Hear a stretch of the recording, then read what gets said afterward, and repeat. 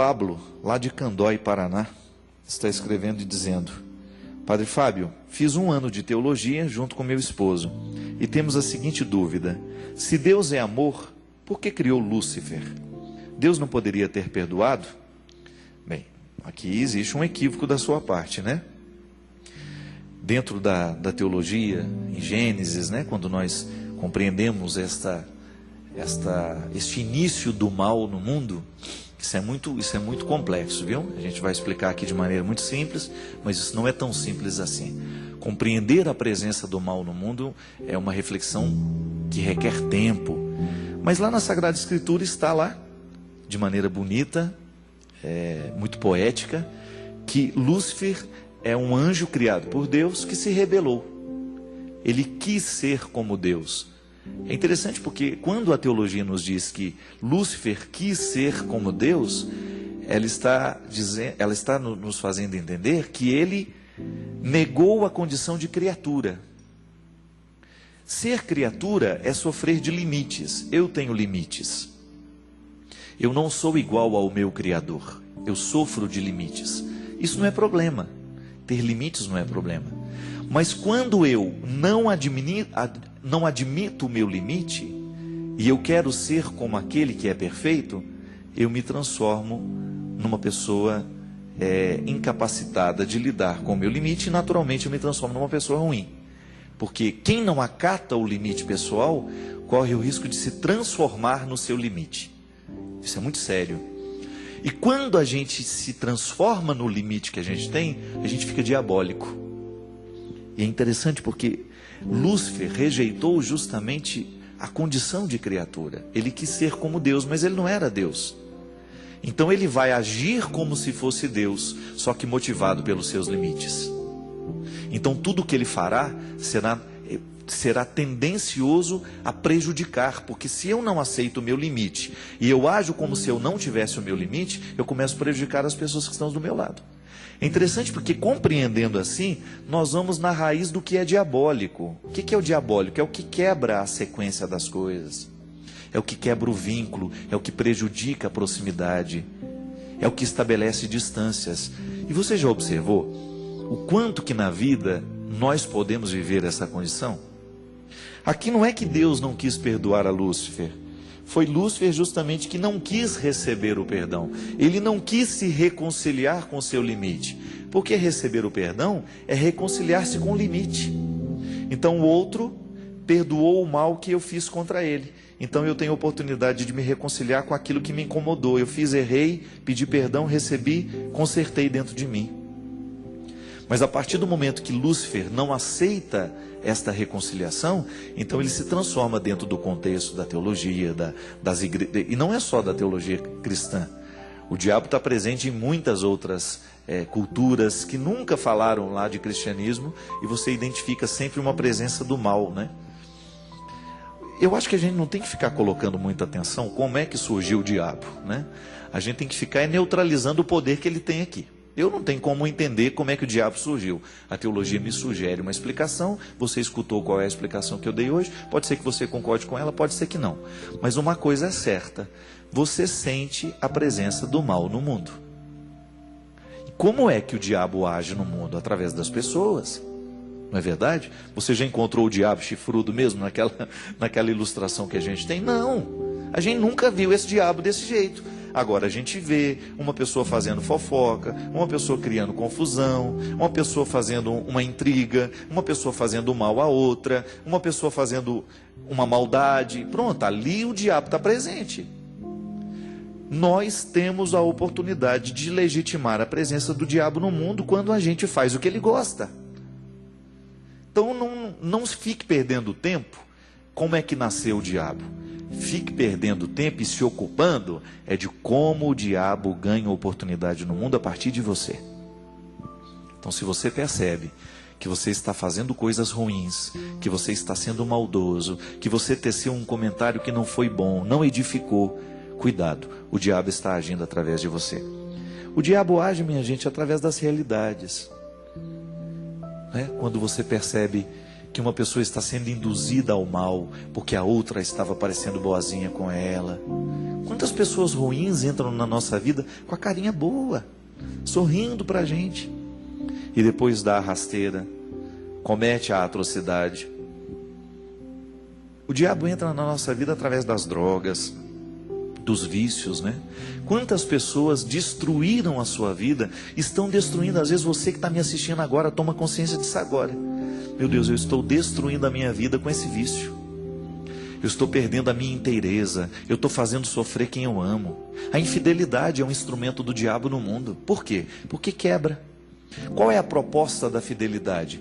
Estar preso no vínculo. Eu sou fiel ao meu marido, ele é fiel a mim. Sendo fiel ao meu marido e ele a mim, a gente é fiel também aos nossos filhos. Quando o marido é infiel à esposa, ele quebra o vínculo, mesmo que ele não conte. Ele não vai se sentir tão bem diante do filho, não vai se sentir mais tão bem diante da esposa. Aí o amor começa a esfriar, porque a mentira entrou ali dentro, porque a infidelidade entrou ali dentro. É engraçado, o diabo mina as coisas boas assim. Ah, não tem problema, faça isso, não é nenhum problema você gostar. Não, cuidado, porque nós vamos perder a inteireza justamente no momento que a gente esquece que ela tem limite.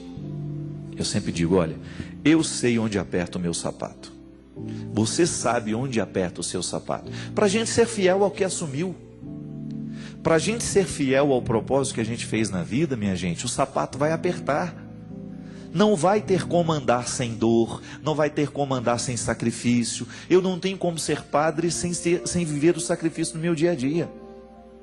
Você não tem como viver a sua fidelidade no matrimônio sem viver o seu sacrifício no dia a dia. Então, se de repente você sabe que aquela pessoa provoca em você um sentimento que não é muito positivo, se ela começa a se insinuar para você de um jeito diferente, corta pela raiz. É muito melhor do que você deixar crescer essa fogueira que depois você não vai saber apagar.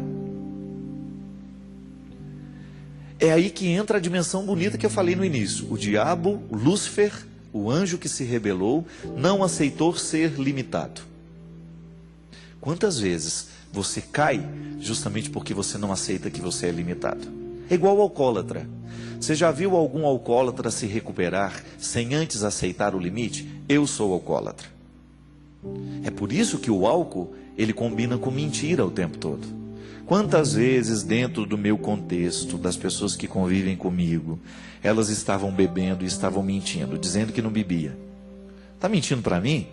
Tá certo, ela pode até me enganar. Mas o pior que enganar o outro é enganar a si mesmo. Não adianta nada o outro achar que você é bom, que você está dando conta, que você está fazendo aquilo, se você não está dando conta, se você não está reconciliado. Aí estabelece o poder do mal. Quando eu não aceito o meu limite, o diabo tem chance dentro de mim. Quando eu não reconheço que errei, o diabo tem chance dentro de mim. Quando você não reconhece o seu erro, o seu limite. Olha, gente, a melhor coisa que tem é a gente ter a humildade de pedir perdão. Desculpa, eu errei. Outro dia uma pessoa virou e falou para mim assim, né? Padre, você precisa tomar muito cuidado, porque você fala muito da sua vida pessoal nas suas entrevistas. Um padre não pode falar que namorou muito, que teve... Pelo amor de Deus, né? Eu não vim aqui para contar mentira para você. Qual é o meu interesse em ficar criando um personagem para você? Nenhum. Porque no dia que você descobre que eu não sou o personagem que você achou que eu era, acabou tudo que a gente fez aqui. Eu tenho que me reconciliar com a minha vida. Eu tenho que me reconciliar com o meu passado, com a minha história. Se eu não tiver os meus limites na mão, minha gente, eu não tenho condições de continuar a minha vida hoje. Se um dia eu caio numa situação e eu não tenho coragem de contar para as pessoas que eu amo, para as pessoas com quem eu estou comprometido, que eu errei, eu perco a minha autoridade, porque o diabo ganha chance dentro de mim. Esse processo novo da vida, quando você vive um processo novo, eu estou vivendo um processo novo, é nesse momento que o diabo vai criando brecha para entrar, para poder atrapalhar, porque não quer ver a nossa felicidade. Mas como é que ele vai agir? É através de nós mesmos, quando nós permitimos que realidades que não são parte do nosso projeto comecem a minar o que a gente faz. Então você começa a ser infiel, porque você permitiu ficar olhando de um tempo mais demorado para aquela menina que lhe atrai. Você começa a olhar para o rapaz, sabendo que não pode, mas mesmo assim você fica atraída por aquele jogo de sedução. Daqui a pouco, eu ouso dizer que a traição começa na hora que a gente começa a permitir olhar para o outro. A castidade vai embora na hora que você começa a olhar para o outro de um jeito que você não poderia olhar, não é verdade? Se existe uma pessoa que representa perigo para a minha vida afetiva, para a minha vida de castidade, eu tenho que ter sensibilidade de colocar um limite para aquilo. Os meus amigos que vivem a castidade sabem disso. Todos nós que somos padres, que somos religiosos, que lutamos para viver essa dimensão da vida, nós sabemos quais são os limites que nós temos. E todo mundo cai nisso, mas cai como? Às vezes nem é na prática, minha gente. Cai na permissão. Claro que a castidade é muito mais do que uma restrição à sexualidade, né? Isso é um detalhe dela. Quantas vezes você encontra um pastor, por exemplo, que não tem nenhuma restrição à vida sexual? Por quê? Porque ele se casou, ele vive as duas dimensões bonitas do sacramento, a dimensão unitiva, a dimensão procriativa. Ele faz da sua sexualidade uma experiência de amor com a sua esposa. E, no entanto, ele tem um discurso maravilhoso, ele tem uma experiência de Deus belíssima. Por quê? O amor o faz o viver, essa união carnal, o conecta ainda mais a Deus. Então não é a restrição que dá ao padre alguma autoridade, não. É o que ele faz dessa restrição, é o valor que ele busca, e isso é bonito. O amor carnal é bonito, nós não vivemos uma oposição a isso, não, pelo contrário. O amor carnal que você vive no seu relacionamento, ele é lugar da sua castidade também, sabe por quê? Porque aí você dilata o conceito de castidade. Castidade é você ser do outro. Então você vive a dimensão bonita da sua castidade dentro do seu casamento, mesmo que você faça sexo com a sua esposa. Porque você se desdobra no amor que você tem à sua esposa, ao amor que você tem aos seus filhos. Então você não trai a sua esposa porque você também não quer trair o seu filho. E aí nós vamos descobrindo que a presença do mal no mundo está justamente no momento em que nós nos esquecemos disso. Então, eu deixo de cuidar do meu jardim, aí ali começam a crescer as ervas daninhas. Eu deixo de cuidar daquilo que é especial na minha casa, então a infidelidade começa a infiltrar e ganhar corpo e espaço dentro de nós. Então essa é a explicação que a gente tem, minha filha. Lúcifer não quis o perdão porque não se aceitou limitado. E nós também, volto a dizer, firmamos a presença do diabo no mundo cada vez que nós não aceitamos os nossos limites e cada vez como que a gente vive achando que nós somos os superpoderosos e que a gente não precisa viver a experiência da restrição.